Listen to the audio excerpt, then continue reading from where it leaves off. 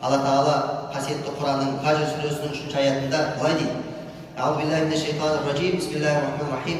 Ваш-шафъи вал-ватр. Садақаллахул азим. Жұпқа және таққа сер. Жұпқа және таққа сер. Ибн Аббас, Алла оған разы болсын, осы аятты тәпсірлегенде шафа сөзіне құрбан күні, ватр сөзіне арафа күні деп түсініп берген екен.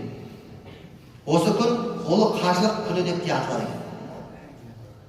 Қажыларымыз кеше арафада тұрып, бүгін мінекей мейрам деп құрбандық шалуына кірісіп жатыр, көрдіңіз бе?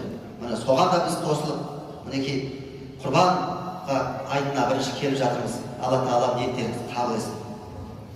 Құрбан шалу, сонау Ибрахим пайғамбарымыздың, оған Алланың сәлем мен салауаты болсын, сәлем болсын, сүндеті деп бәріміз білеміз. Бұл дәстүр біздің үмбетке де мұра болып қалған, жадымызда сақталған. Қазақ исі мұсылман бұны кішкентай кезінен, ес білгеннен біледі. Зайд ибн Арқамнан Алла оған разы болсын, жеткен хадисте ардақты пайғамбарымыз оған Алланың салауаты мен сәлемі болсын, былай дейді: адамдар, Алланың елшісі құрбандық деген не деп сұрағанда, Алла елшісі оған Алланың салауаты мен сәлемі болсын, аталарың Ибрахим пайғамбардың оған Алланың сәлемі болсын, сүннеті деп жауап берген. Сонда олар адамдар, одан бізге қандай сауап бар деп сұрағанда, Алла елшісі оған Алланың салауаты мен сәлемі болсын, әрбір тал қылшығы үшін сауап аласыңдар деп айтқан. Хадисті имам Ахмад жеткізеді. Хадисте не дейді? Алланың оған салауаты мен сәлем болсын. Адам баласы құрбан айт күні құрбан шалып қан ағызудан да абзал басқа іспен Алла Тағала жақындаған емес. Қан ағызылған мал қиямет күні мүйіздері, тұяқтары және жүндерімен келеді. Ағызылған қан жерге тамбай жатып, Алла Тағаланың құзырында үлкен мақамға, мәртебеге жетеді. Сондықтан құрбандарыңды көңіл ризалығыңызбен шалыңыздар. Сондағы өткен хадисінде былай айтады: біздің осы күнімізде ең әуелі бастайтын ісіміз намаз оқу. Содан кейін құрбан шаламыз. Кім осылай істесе, біздің сүннетімізге сай амал еткен болады. Ал кім намаздан бұрын құрбан сойып қойса, ол тек отбасына ертерек әзірлеген ет қана деген екен.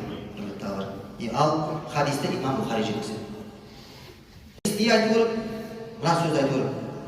Құранда Алла айтады: Инна салати ва нусуки ва махияя ва мамати лиллахи раббил аламин. Менің намазым, құрбандығым, өмірім және өлімім бүткіл әлемнің Раббысы Алла үшін, оның ешқандай серігі жоқ деп Ан'ам сүресіндегі 162 аят айтылып. Құранның Хадж сүресінің 28 аятында: Факулу минха ва ат'имул баисал фақир.